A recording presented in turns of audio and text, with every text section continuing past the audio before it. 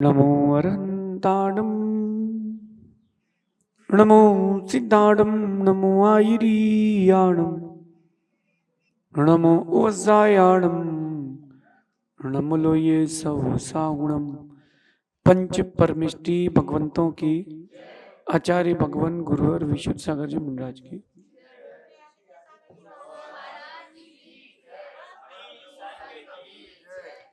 या हम सभी अपने जीवन में सुख और गुणों की अभिवृद्धि के लिए नीति के विषयों का श्रवण कर रहे हैं।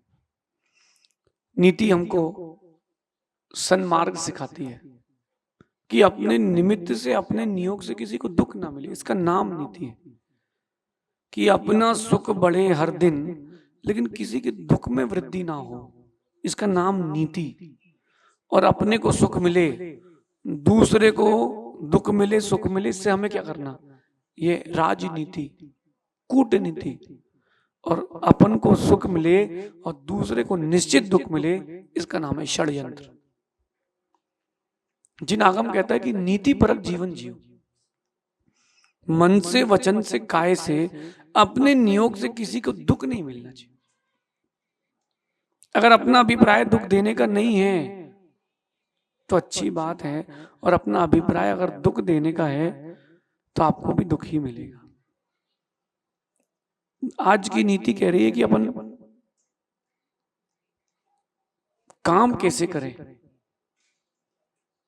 काम कैसे करें। तो कह रहे हैं कि जिंदगी में चाहे जो हासिल कर लो, जिंदगी में चाहे जो हासिल कर लो, बस ख्याल इतना रखना कि आपकी मंजिल का रास्ता कभी किसी के दिल को तोड़ करके ना निकले। आपको बड़ी ऊंचाइयां पाना है, पालो, लेकिन आप किसी को नीचा दिखा के अथवा किसी और को गिरा करके ऊंचा मत उठना। अगर आप किसी को गिरा के उठे हो तो आप उठे नहीं, आप भी गिरे हो। लग सकता है कि उठे हो, लेकिन गिरे हो। अगर आपने किसी को हानि पहुंचा करके स्वयं लाभ किया है तो आपने कोई लाभ नहीं किया। ऐसे सेल्फिश लोग हैं जो दूसरों का नहीं सोचते, वो सेल्फिश है। लेकिन जो दूसरों का ही सोचते रहते वो मूर्ख है। अपना लाभ सोचो, लेकिन दूसरे की उस लाभ में हानि ना हो। अपन कई बार चलते हैं ना, तो सबको लगता है कि ऐसा होना चाहिए और वैसा होना चाहिए। आपका सोचना अच्छा है, लेकिन जो गद्दी पर होता है ना, उसको कुछ और दिखता है। अभी मैं यहां हूं और मैं भी यहां बैठता तो और दूर का दिखता, मैं और ऊपर जाके छत पर बैठ जाऊं तो और दूर का दिखेगा। इसलिए जो आचार परमेष्टि होते हैं वो और दूरदर्शी होते हैं। जिंदगी में आप ऊंचाइयां हासिल करना ये अच्छी बात है, लेकिन किसी का दिल तोड़ के वो रास्ता ना निकले। क्योंकि अगर आपने किसी को दुख दिया है और सुख लिया है तो आपको जीवन में बहुत बड़ा दुख मिलेगा। एक तो कर्म का, एक दूसरा उसकी हाय का। उसकी हाय भी लगेगी। बोलते ना बद्दुआ लग गई, बद्दुआ भी लगेगी। अगर किसी को दुख दिया है तो बद्दुआ भी लगेगी। दूसरों को दुख दुख दे करके, दूसरों को दुख दर्द दे करके कभी आपको सुख नहीं मिलेगा, चैन नहीं मिलेगा। ऊंचाइयां हासिल करना ये आपके जीवन का लक्ष्य होना चाहिए कि आज मेरा एक शोरूम है, कल 4 हो। आज मेरी एक कंपनी है, कल 4 हो। आज मैं लाख रुपए दिन का व्यापार करता हूं, कल 5, 10, 25 लाख रुपए दिन का व्यापार करूं। ये लक्ष्य बनाओ, चलेगा, लेकिन वो लक्ष्य किसी और को हानि ना पहुंचाए। अपना वो लक्ष्य किसी को हानि ना पहुंचाए, तब तो बात है। अगर आपके उस लक्ष्य में इंटेंशन पूर्वक किसी के लिए हानि सोची है तो आप ये मान के ही चलना आपको अलाभ हुआ है, लाभ नहीं हुआ है।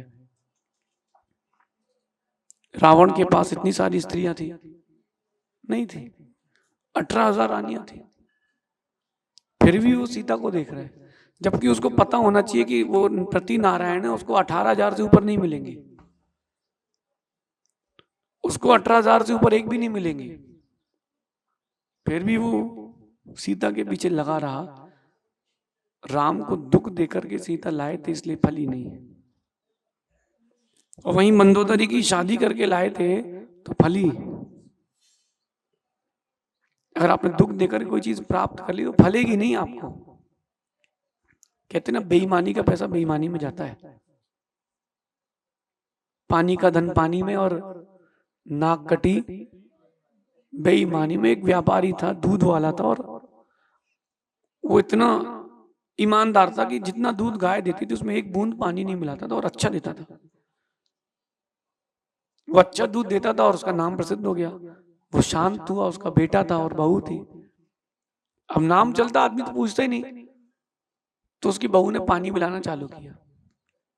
पानी मिलाए और नदी पार करके नाव में बैठ करके जाकर के दूसरे गांव दूध बेच गया। किसी ने कुछ पूछा ही नहीं, क्योंकि वो शुद्ध है, उसके यहाँ कदम ईमानदार है।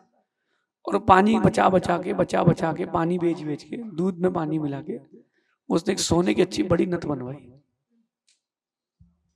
और जब भी वो नदी से जाती तो नथ देखती थी, वैसे अच्छी भारी नथ थी। एक दिन नदी में देख रही थी, बीच नदी में पहुंची और वो नथ इतनी भारी थी, नाक कट के गिर गई नीचे। तो फिर सहेली ने पूछ लिया, ये क्या हो गया नाक में? बोले, क्या बताएं बहन, पानी को धन पानी में और नाक कटी बेईमानी में। अगर आपके जीत का रास्ता किसी को दुख देकर के मिल रहा है, बद्दुआ बहुत तेज मिलेगी और वो बद्दुआ सब खत्म कर देती है। अगर आप सही हैं और कोई ईर्ष्या कर रहा है तो आपको कोई कुछ नहीं बिगाड़ पाएगा। लेकिन अगर आप गलत हैं, कोई आपके बारे में अगर बद्दुआ दे रहा है, बहुत तेज लगेगी। किसी को बुखार हो और घी पिला दो, बुखार बढ़ जाता है। बुखार हो और मखाने खिला दो तो बुखार उतर जाता है। क्यों? घी बुखार को बढ़ाता है। दुख देने की प्रक्रिया आपके जीवन में दुख को बढ़ाती है।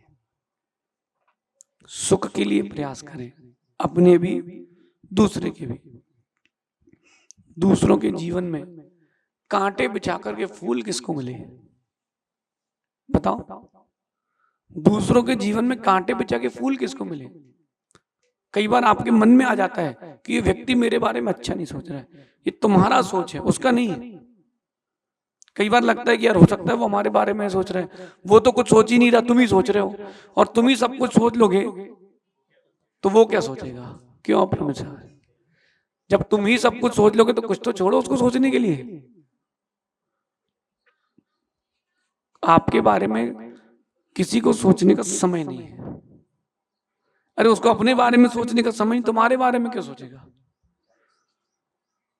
कम सोचोगे तो अच्छा रहेगा, अपने बारे में अच्छा सोचोगे तो अच्छा रहेगा। और विशेष करके जिसका पुण्य तेज हो उसके बारे में कभी बुरा मत सोचना। जिसका पुण्य सोचो बड़ा हो, उज्जवल हो, विशाल हो, उसके बारे में कभी बुरा मत सोचना। उसका तो कुछ बिगाड़ नहीं पाओगे, तुम्हारा पूरा जीवन बिगड़ जाएगा। किसी की बिल्डिंग है 100 माले की और तुम सोच रहे हो कि नीचे से पत्थर फेंक करके 100वीं माली की खिड़की तोड़ूंगा। सोच लो, पत्थर आके नीचे तेरे ही मुख पर लगेगा। समझ रहे? जितना बड़ा पुण्य आत्मा हो उसके बारे में उसने उतना अच्छा सोचना, तुम्हारा उतना अच्छा होगा। विभीषण ने, हनुमान ने, सुग्रीव ने, नल ने, नील ने, सबने राम के लिए अच्छा सोचा, उनका अच्छा हुआ। और रावण ने राम के लिए अच्छा नहीं सोचा तो उसका अच्छा नहीं हुआ। ये आज की नीति भूलना नहीं। जिंदगी में चाहे जो हासिल कर लो, बस इतना ख्याल रखना कि आपकी मंजिल का रास्ता कभी किसी के दिल को तोड़ते हुए ना निकले। अगर दिल को तोड़ते हुए निकल रहा है तो आपकी मंजिल तो मिल गई है, आने वाले दिन बहुत खराब है। आप सभी इस सुखद नीति को अपने जीवन में अपनाएं कि अपने निमित्त से किसी को दुख ना मिलने पाए। शेष अपन आगे देखेंगे, क्योंकि कांटे बिछा करके फूल कभी किसी को नहीं मिले, फूल बिछा करके कांटे कभी किसी को नहीं मिले, तो क्यों ना फूल बिछा करके ही जीवन जिया जाए। भगवान महावीर स्वामी की